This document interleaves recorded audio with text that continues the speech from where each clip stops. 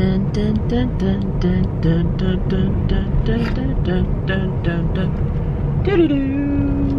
like Mission Impossible. Is that because I look like Tom Cruise? No.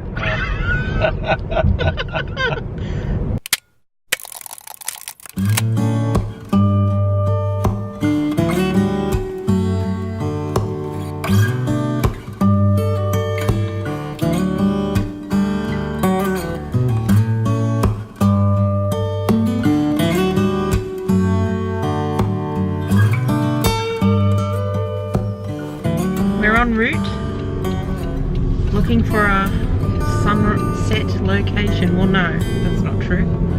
We think we found it. This is the journey to the location. Yeah, sunset's in about 45 minutes.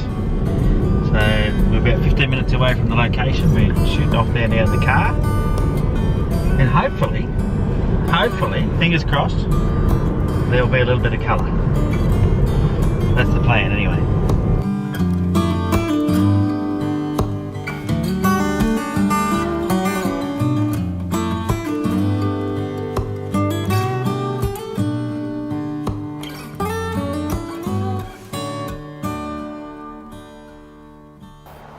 Alrighty, it is 4:47 p.m.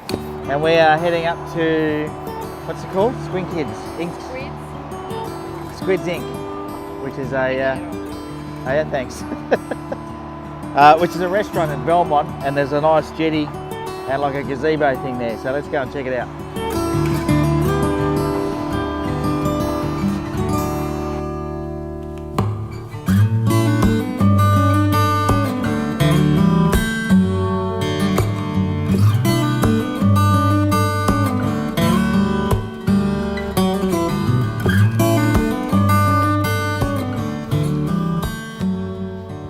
So it's just about an hour of working out a composition. I'd really like to get the gazebo in with the jetty and the sun setting there. I'll just see how it all comes together in a second. Challenge with including the gazebo is my filters aren't going to work very well. So Why is that? Because the filter will overlap the gazebo. I'll make part of it dark. So you've got to be careful. We'll see. I'll do some with and without the gazebo, I think.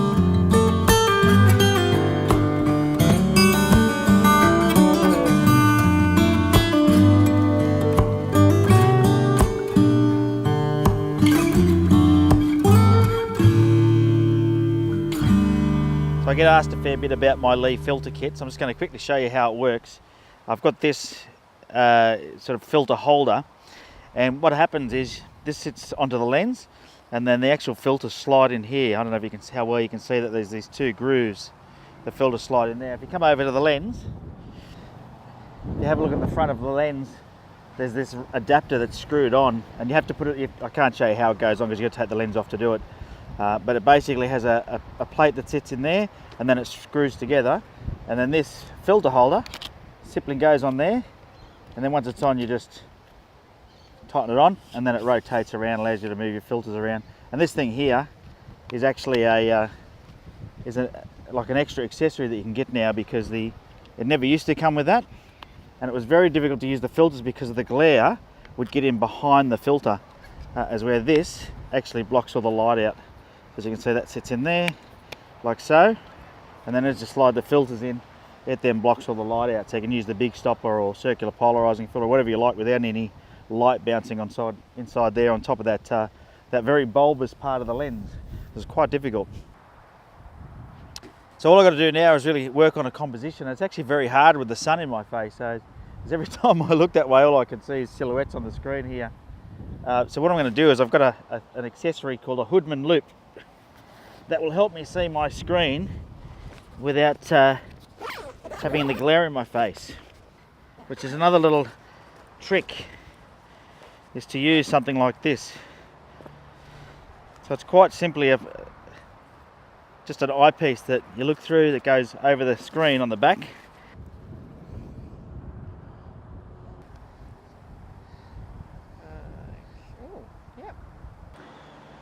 So it just takes all the other light out of your face and allows you to see real clearly. The other thing it's good for is if you want to check, if everything's sharp in your image after you've taken it. So You know, if you've got bright light in your face, just stick this over the top. It's quite a good device. It's called a Hoodman loop. I'll put a link in the description down below. Oh, we're going to get some people in our shot. Sometimes the people element can be good if they stay still. We'll take a shot anyway with them there. Just the way the cloud is really nice. The sun is really blowing out, of course.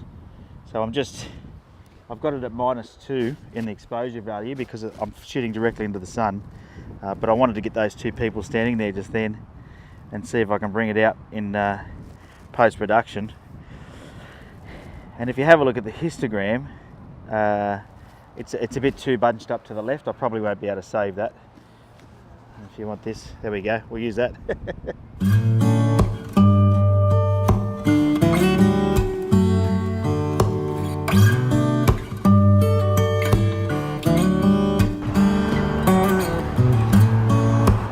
Composition change.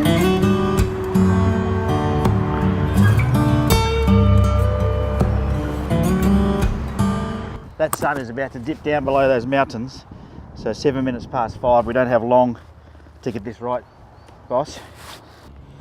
Put our filter kit on there. I've got my eyepiece. If I want to have a look, I've got to check my composition now, make sure everything's in focus. All I've done there is put it in autofocus. I put my autofocus point on that part of the jetty that's going crossways, because what I wanted to do was let it autofocus and I'll switch it to manual focus. That is looking really good. And now, because that sun right now is really bright, I'm going to put a 0.9, which is 3 stops of light, and I'm going to use a soft grad. Now, if you haven't seen me use these before, I can't see because that sun is hurting my eyes. If you haven't seen me use these, like if this is the first video you've watched, make sure you hit the subscribe button, won't you? Otherwise you won't see any more. You can see how that works. Yep. So it's a 0.9, 3 stops of light, and sometimes people ask me how do I know which one to use, and it's just experience. Like after you've done it a fair bit, I don't know if you can see that sliding down onto the horizon. So yes. Yep, so like that. And what happens is it lifts up all the exposure in the bottom part of the image and darkens the top. And so now that we've got that in, I'll take a shot. You can see I'm at f6.3, 1/25 of a second, ISO 64. I still have my exposure comp at -1. So you can see that there. So it looks darker than it actually will be when I bring the exposure back up in post-production. But I'm doing that because the sun is still peaking. So the highlights are still peaking. So you've got to make sure you still manage that. Even though I've got the filter on, it's still going to peak. What's a shame is a lot of that nice cloud has moved away, and we may not get the colour that I was hoping for. You hear me say that a lot. But that's photography, you know. We're out here having a good time. A little bit on the windy side, but you know, we're out here getting the shot. And it's actually a really nice little jetty, this one. The only other thing I might try is a longer exposure just to flatten out and smooth the water, but right now I'm getting some nice colour. And whilst the cloud's not catching all the light, it has got this really nice leading line through the sky, which sometimes you can be lucky with as well. Let's change the composition a bit. Problem with wider, and this is where I'd like to get it all in, but it's all quite ugly down here. So I'm going to stay zoomed in. I'm at about, I'd say I'll be about 20 millimeters, something like that. And in fact, I can tell you if I go to the preview, 21 millimeter I'm at. Yeah, that's going to come up really nice in post-production, that jetty. All the grain and the wood, whilst it's quite new, it's got a lot of grain in it, and it'll all come out in the detail. So it'll look really good.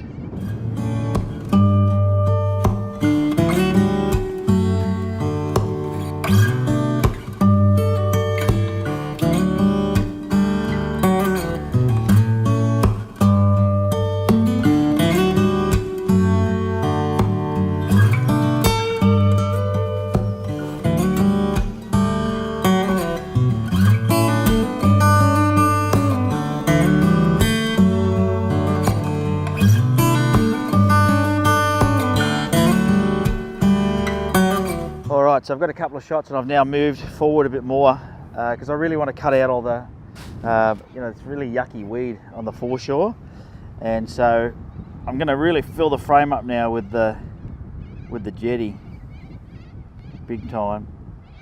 The sky's not doing anything too crazy, so I'm pointing the lens down, and I'm zoomed right in at 24mm, and so now I'll just get rid of that.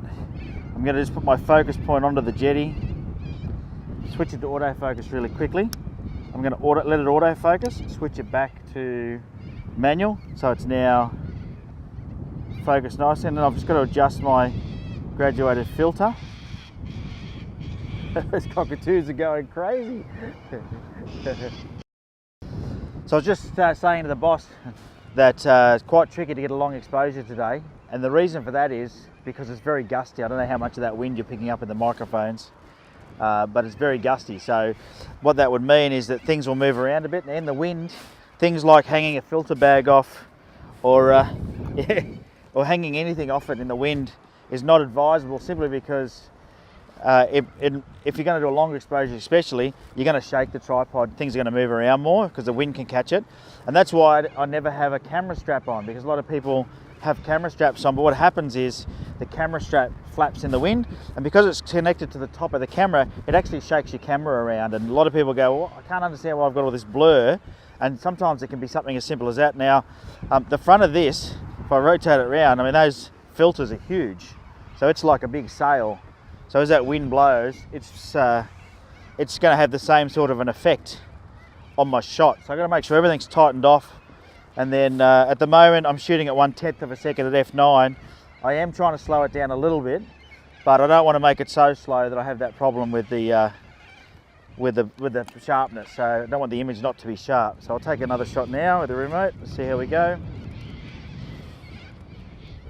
Okay, so it's still relatively sharp.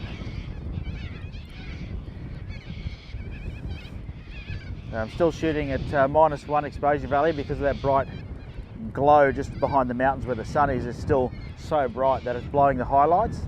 But I can see by looking at the histogram now that none of my shadows are bunched up on the left, which means I will be able to recover all the shadows in post-production. None of my highlights are out, so I'm properly exposed image there, which means I'll be able to fix it up in post-production, so you know everything will be perfect, which is really good. So it's 5:20. Sunset was 2 minutes ago.